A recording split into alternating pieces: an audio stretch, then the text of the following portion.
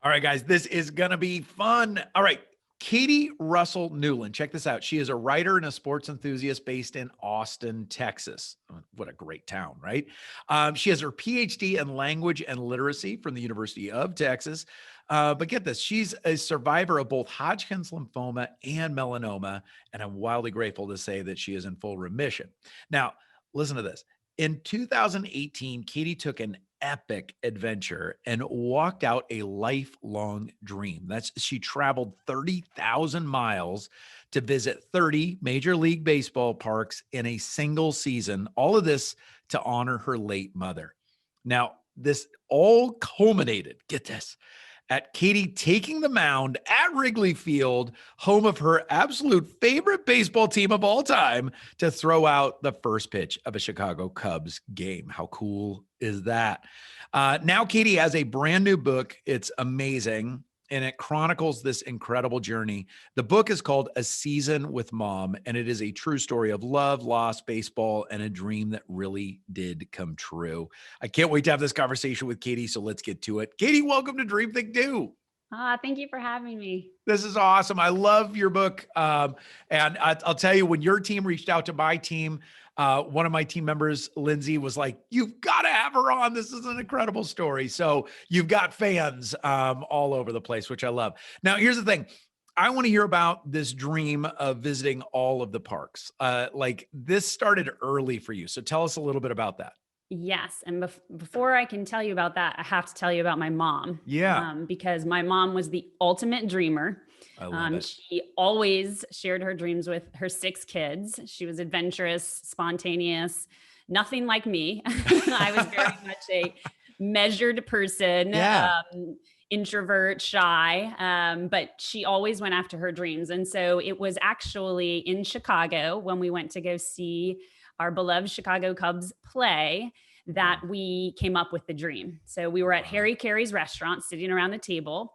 And I think actually often dreams get imagined when we're in conversation at meals. Right. So at dinner parties. The best. Absolutely. Yeah. We get more creative over a good meal, right? Yeah. Exactly. I love that. So we were sitting there.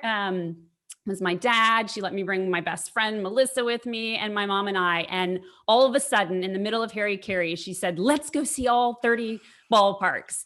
And she screamed, and the whole restaurant turned. And I thought it was a great idea, but I also thought, is this really going to happen? Right. And so we actually started going to a couple of games here and there across the years. But then she passed away in 2009. Right. And so that dreams to me seemed to go when she went away. But then I thought, you know what? Why haven't I done that thing that I've always wanted to do? It was a shared dream, but I can still go after it. And so that's kind of the origin of where we came up with it. I love the origin of it. I love that, that was birthed. And I always say, dreams always have a back door, meaning like when we go and achieve one dream, like you guys going to see a Cubs game at Wrigley, that's a dream in and of itself, right? But so often when we go and experience that, then there's another dream on the backside of it, maybe one that we would have never imagined. So I love that it played out at Harry Carey's too, which is hilarious and great and all sorts of Chicago, right? Yeah.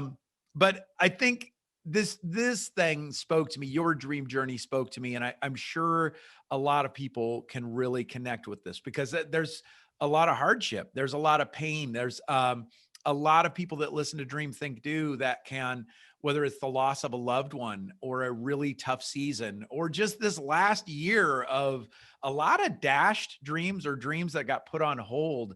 That's why I wanted to talk with you about this because, there are a lot of dreams that feel like they just went up in smoke, even in this last year for a lot of people. So for you, what was it? A few of those things, what were a few of those things that reignited this dream that allowed you to say, okay, mom's not here anymore, but I want to pursue this dream? Sure. Well, actually, 3 years after my mom passed away from cancer, I was diagnosed with Hodgkin's lymphoma and melanoma, as you mentioned. And I had just completed a PhD in education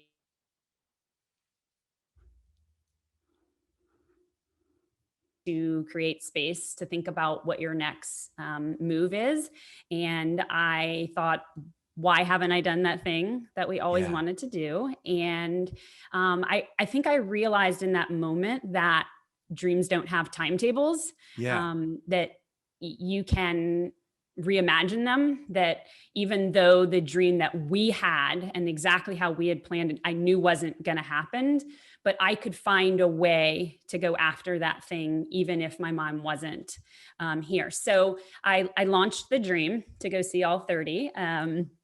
About 2 years after I was cancer free, Wow. because I had Lermite sign after I had finished cancer treatment, and I couldn't really walk without being shocked. And so it was finally the moment after that 2 years where I could walk again without being in pain, and I felt like I wanted to reemerge and go out into the world.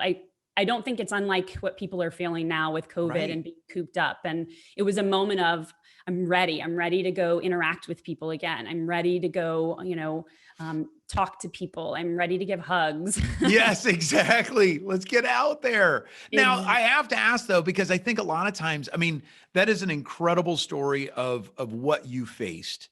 And the adversity, not just of, the treatment and then the recovery, all of those things. But, sometimes when you get hit like that, it's easy to be scared. It's easy to say, or to kind of start to play it safe, right? To say it would have been very easy for you to say, okay, I made it through this. I can finally walk. I'm kind of free, but it would be easy to say, I kind of got used to not going and taking adventures. I kind of got used to those.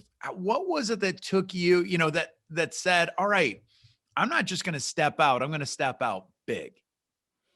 I think it's facing my own mortality, right? And Wow. seeing the fragility of life. I Yeah. think we've seen that this past year, and we don't you don't know how much You don't. time you have. Yeah. And we don't know the next time, we're going to have to close our doors and quarantine. So we Right. better go after it. We better go do it, because you never know. And I think, baseball is the perfect analogy for that. I think it's Yeah. the game of perpetual second chances.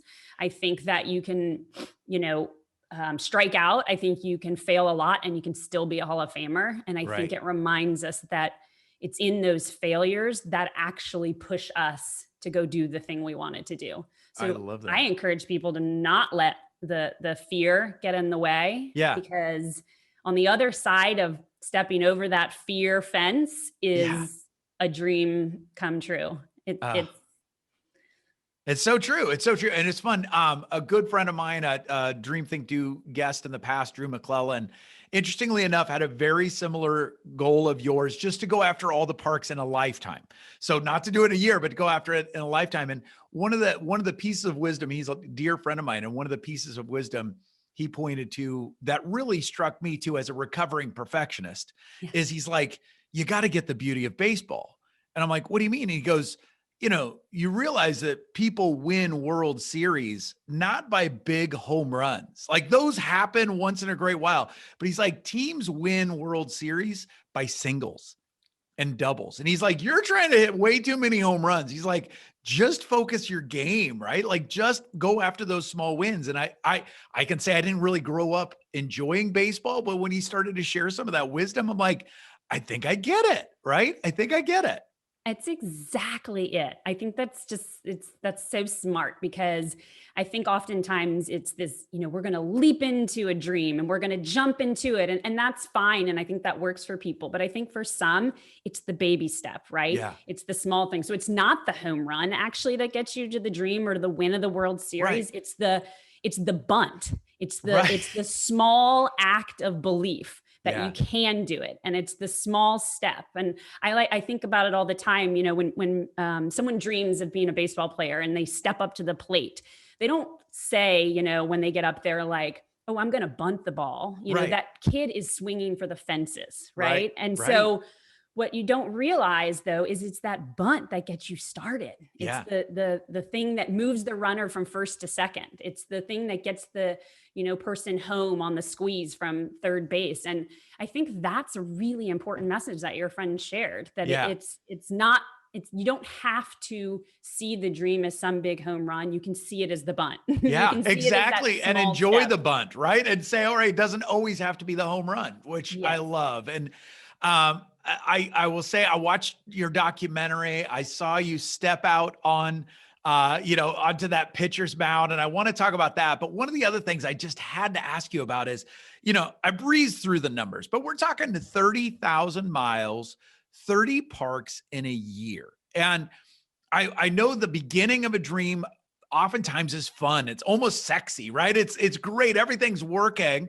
And obviously the culmination of this dream, you stepping out onto that pitcher's mound at Wrigley, was incredible. And I want to hear your thoughts on it. But I gotta imagine there were some times, maybe some late nights or some missed flights or some setbacks in the middle where you had to be like, do I really want to do this? Does it really have to be all the parks? All of that. So tell us about a time where maybe mid-dream, mid-journey, where you're kind of like, you know what, my own bed sounds pretty good right now. And nobody, like kind of that giving yourself that pass to say, maybe I was off. How'd you stick with it? Oh, gosh, it actually happened in Minnesota when I went to see the Twins play. I was in the stands and I was super sweaty and hot. And Yeah. although the temperature, it was summer, but it's still Minnesota. Right, exactly. We've got our thought, humidity and mosquitoes up here. Yeah. right? I'm like, why do I feel so hot? And I gave myself permission to leave that game early. I tried to, go early, Sure. stay for games. And I thought, what, something's off. And I went back to my hotel and I took my temperature. And yes, I carry a thermometer with me when I travel. And I had 102 fever. And Oh, wow. it was the first time that I had been sick since my cancer treatment. And it really set me back psychologically. Yeah. Can I do this? Is this Right. good for my health Right. to be flying around and going to all these ballparks? And, my eating habits are not as good on the road as they are Sure. at home. And maybe I'm not, exercising and moving as much. And I really had a lot of doubt in that moment. And it was the first time fear of getting sick again really Yeah. creeped in. And interestingly enough, lying in bed, sweating profusely, I was watching the end of the Twins game and they had been down all season. And a player who was really in a slump came up in the bottom of the ninth and hit in the winning run. And I thought, okay, this is my sign, right? Like slumps are meant to be broken. Right. Things happen. Don't let it deter you. Don't let failure get in the way. And it was a real turning point for me that while I had fear and while I was scared to go on and I didn't know if I could do it, I was going to push on because I was going to finish it. Yeah. That is awesome. I love it. And I love how baseball came in to save the day. Even then, it's like, oh my gosh, hopefully they make a movie about this because that would be a great scene. I love it. I love it. Okay. So I alluded to this. I mentioned it in the intro, but setting up that last question, I mentioned it as well, but I had to ask. Okay. So you stepping onto the mound at Wrigley, like that had to be incredible, but I want Dream Think Doers to understand too, like the history on this dream in and of itself, right? So talk us through the history on that dream, but also what it was like to experience it. Yes. Well, throughout my childhood, I would go out into the backyard of our house, and we had a big white brick wall that sort of held up the house. And it was right underneath the room my mom and I would watch Chicago Cubs games play on WGN because they televised every Of game, course. Yeah. which is why we fell in love with them in the first place. And so I would go outside and I would tape a masking tape box on this brick wall for my strike zone. I would pace off the distance and I would throw. I would pretend like I was on the mound at Wrigley, usually, in the bottom of the ninth, full count, 2 outs. Of course. The Yeah. game is on the line and I am the pitcher on the mound. I love it. And I would throw out there for hours. I loved it. I absolutely just loved it. And when I went to see all 30 ballparks, I had no idea what it was going to become. I knew I wanted to go. I truly believe that if you follow what you love, Yeah. magic happens. Right. And so I loved baseball and I went and I didn't really know if I would complete the dream or what would happen. And lo and behold, at the end of the dream, another dream came true. Yeah. And I got to throw out that pitch at Wrigley, and it was so surreal to walk out on that mound and to think of myself as a child, Right. out there, hours and hours spent doing the exact same thing and pretending to do the exact same thing I was about to do, was just it was amazing. It had to be so surreal. And I love the documentary, how it captures it. I mean, the lights are on, people are just freaking out, and you get to do it. Now, truth though, were you freaking? Like, could you? I know I'd be like, please let the ball at least reach home plate. Scared to death. In fact, when I found out that I was going to get the opportunity to throw out the pitch, I had just been to the Yankees and Mets games, and I was in my hotel room when I found out. And the first thing I did was Google first pitches at Wrigley. Oh, no. And Michael Jordan comes up and Yeah. he completely botches it, doesn't make it to the plate. And I thought, oh no. I know. And Yeah. then I Google again and I see Nolan Ryan totally airmails it and doesn't reach the plate. And I thought, oh, there's no way I can do this. Like, what? I love it. There's no way. And my mom had always told me growing up, at least in the later years, she would say, if I told her about a love interest, she'd say, Sure. now don't go Google them. You leave some mystery in life, like give people Yes. a chance. And I just could hear her in my, head saying, why did you Google it? Yeah, Give yourself a chance. Big mistake. I got in my head. I had a lot of anxiety around it, quite Yeah. honestly. But if the baseball trip taught me anything, it was to let go of the outcome, to detach from the Wow. outcome, learning to be in the present moment.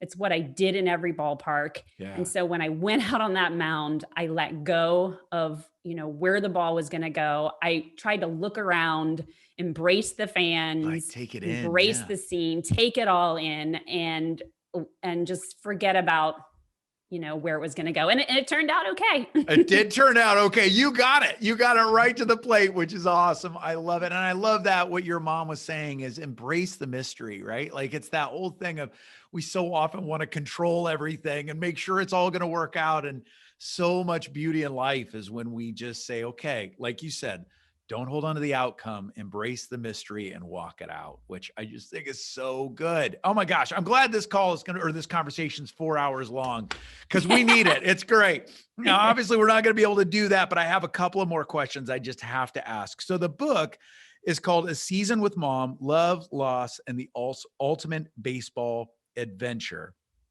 And I love the approach that you took with the book. And Dream Think Doers, you're going to want to grab this book. But what Katie did was she actually wrote the book as a series of letters to your mom, and it's so powerful.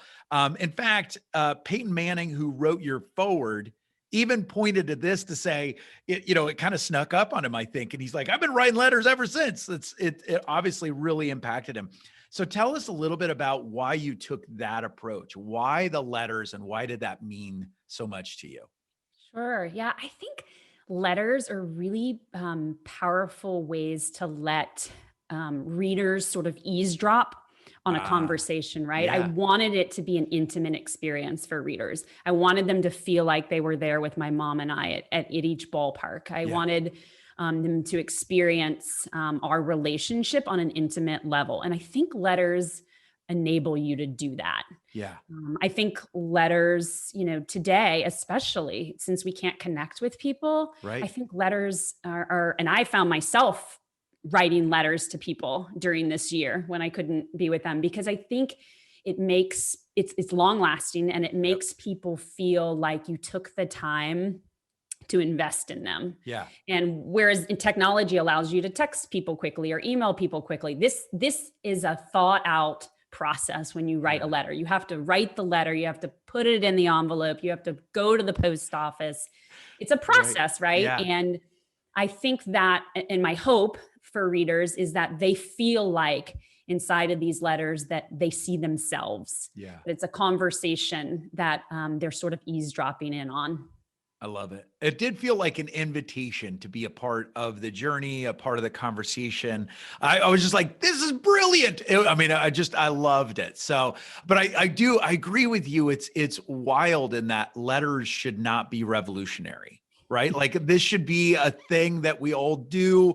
It should be a regular thing, but it's become revolutionary. So I was inspired as well to say, who do I want to write a letter to? Right. Like, and Yay. and to be able to say, all right, who, I mean, these letters obviously were written to your mom as you walked out this journey. And this was a part of your mom's dream too. And so it was a great way to include her, even though she couldn't be with you, in right there with you, but be there with you in spirit. So I love that. But I was like, oh my gosh, who do I want to write a letter to now that I could put in the mailbox and send to them, which I just think is so, so powerful. So my gosh, there's so many great things about this story, about what you're doing, what you've done.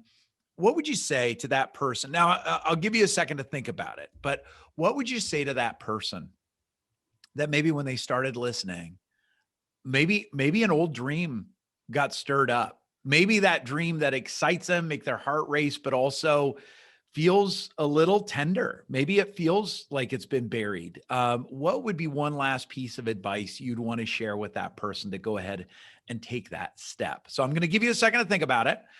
Guys, we have been talking with Katie Russell Newland. Her book is amazing. It's called A Season with Mom: Love, Loss, and the Ultimate Baseball Adventure. You can get it anywhere, and it's going to be available. I know this is going to be a bestseller. It's going to impact so many people. You'll want to grab it and share it with friends as well. All right. So what do you think? What would be that last piece of advice to that person, maybe who's feeling that dream get reignited, but it's a little tender, maybe even a little scary?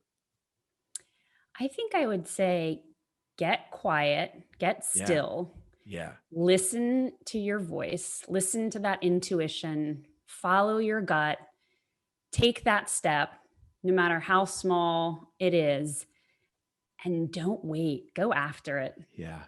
and surround yourself with people who will support you. I And I love have that. no doubt that you'll achieve it. I love it. So good. So good from somebody who's done that and continues to do that. So Katie, thank you so much for taking the time, but also for writing the book and for most importantly, having this epic adventure. Thank you. It's been so awesome being in conversation with you.